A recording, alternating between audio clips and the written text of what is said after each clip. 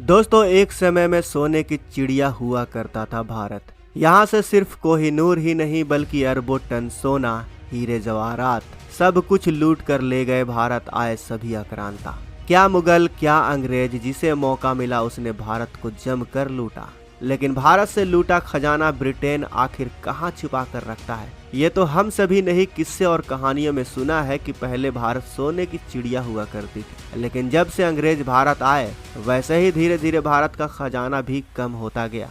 उन दिनों जहाँ से भी खजाना, हीरे जवाहरात, कीमती मूर्तियाँ मिलने की बातें सामने आती, वैसे ही अंग्रेज उसे कब्जे में लेकर फौरन उसे ब्रिटेन भेज दिया कर। भारत के सबसे महंगे हीरे कोहिनूर की कहानी तो हम सभी जानते हैं, लेकिन इस बात का भी पता लगाना काफी मुश्किल है कि अंग्रेजों ने भारत से कितनी संपत्ति लूटी है। लेकिन साल 2019 में हमारे देश के विदेश मंत्री एस जयशंकर ने कहा था कि अंग्रेजों ने भारत में 200 सालों तक राज किया और वो यहाँ से 45 ट्रिलियन डॉलर यानी तकरीबन 3000 लाख करोड़ रुपए लूट कर ले गए। तो दोस्तों, आज की इस वीडियो में हम यही जानेंगे कि आखिर अंग्रेजों ने भारत से लूटा खजाना इंग्लैंड में कहां छुपा कर रखा है। वीडियो के आखिर तक बने रहें दोस्तों, साल 2019 में कोलंबिया विश्वविद्यालय की ओर से एक रिपोर्ट जारी की गई, जिसमें कहा गया है कि साल 1765 से लेकर 1938 के बीच अंग्रेज भारत से 45 ट्रिलियन डॉलर की संपत्ति लूट कर ले गए हैं। इनमें उन अनमोल संपत्तियों की भी गिनती की गई है जिसकी भारत लौट कर आने का इंतजार आज भी हम भारतवासियों को है। तो चलिए सबसे पहले जानते हैं कोहिनूर के बारे में। दोस्तों, 105 कैरेट का कोहिनूर हीरा उस वक्त के ब्रिटिश हुकूमत के दौरान क्वीन एलिजाबेथ को गिफ्ट किया गया था। यह हीरा आज भी क्वीन के ताज पर लगा हुआ है, जिसे लंदन टावर पर रखा गया है। यानी इस वक्त भारत का कोहिनूर हीरा ब्रिटेन के राज परिवार के पास है। कोहिनूर हीरा अब तक का सबसे मशहूर हीरा है, क्योंकि इसे दुनिया का सबसे बड़ा हीरा भी माना जाता है। कहा जाता है कि भारत के आंध्र प्रदेश के गोलकुंडा खान से निकला कोहिनूर पूरे 720 कैरेट का हुआ करता था। अलाउद्दीन खिलजी के जनरल मालिक कफूर ने इसे जीता था, जो वर्षों तक खिलजी वंश के खजाने का हिस्सा रहा। मुगल शासक बाबर के पास पहुंचने के बाद इसने मुगलों के खजाने में कई 100 वर्ष बिताए। जहां शाहजहां के मयूर सिंहासन पर अपनी चमक फैलाने के बाद कोहिनूर हीरा महाराज रंजीत सिंह के पास पहुंचा और फिर राजा रंजीत सिंह ने एक तोहफे के तौर पर कोहिनूर को ब्रिटेन की महारानी को सौंप दिया था। तब से ही यह इंग्लैंड की महारानी के ताज में जड़ा हुआ है। दोस्तों, कोहिनूर हीरे के साथ जो दिलचस्प बातें जुड़ी है वो है कि आज तक कोहिनूर को सिर्फ जीता गया है, छीना गया है या फिर गिफ्ट किया गया है। वैसे समय समय पर कोहिनूर की वापसी भारत लौटने की बात होती रहती है। दोस्तों, 7.5 फीट ऊंची और 2.5 टन वजन वाली भगवान बुद्ध की इस मूर्ति को देखिए। भले ही यह अनमोल मूर्ति आज इंग्लैंड के बर्मिंघम म्यूजियम की शोभा बढ़ा रही है, लेकिन बुद्ध की यह अनोखी प्रतिक्रमा भारत के बिहार राज्य के सुल्तानगंज स्टेशन की खुदाई के दौरान साल 1862 में मिली थी। कहा जाता है कि भागलपुर जिले के सुल्तानगंज इलाके में रेल की पटरियों को बिछाते वक्त ये मूर्ति वहां काम कर रहे मजदूरों को मिली थी, जिसे फौरन वहां के अंग्रेज अफसर ने अपने कब्जे में ले लिया। उसके बाद इस बेशकीमती मूर्ति को इंग्लैंड भेज दिया गया। आपको बता दें कि गुप्त काल में बनी इस मूर्ति को देखने के लिए आज भी बौद्ध धर्म के आम लोग दुनिया भर से बर्मिंघम की यात्रा करते हैं। और विडंबना देखिए कि आज इस मूर्ति को दुनिया बर्मिंघम बुद्धा के नाम से जानती है।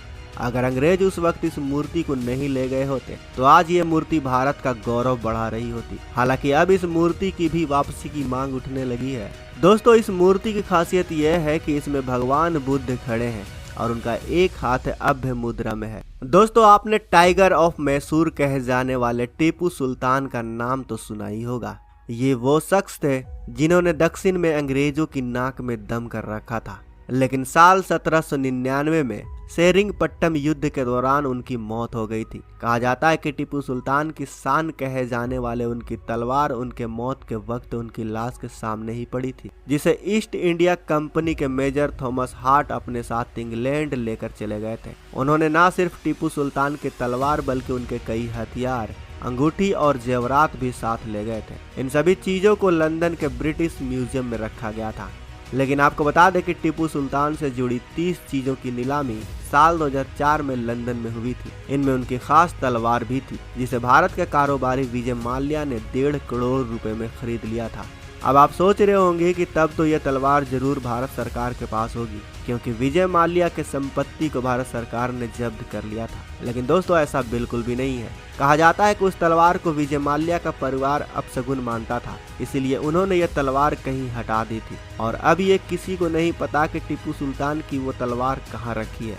आपको अगर तलवार की खासियत के बारे में बताएं तो इस तलवार के मुठ पर रत्न जड़ी बाघ बना हुआ है। आप देख सकते हैं कि इस तलवार में कितनी शानदार कारीगरी की गई है। दोस्तों अगर इतिहासकारों की माने तो करीब 2000 साल पहले इन नकाशीदार कलाकृतियों से हमारे दक्षिण पूर्वी भारत का अमरावती स्तूप सजा रहता था। अमरावती स्तूप आंध्र प्रदेश के गुंटूर जिले के अमरावती गांव में है। ऐसा माना जाता है कि इस स्तूप को महान सम्राट अशोक ने बनवाया था, जिसे बनने में ही लगभग इतना समय लगा था जो 250 ईसा पूर्व में बनकर तैयार हो गया था।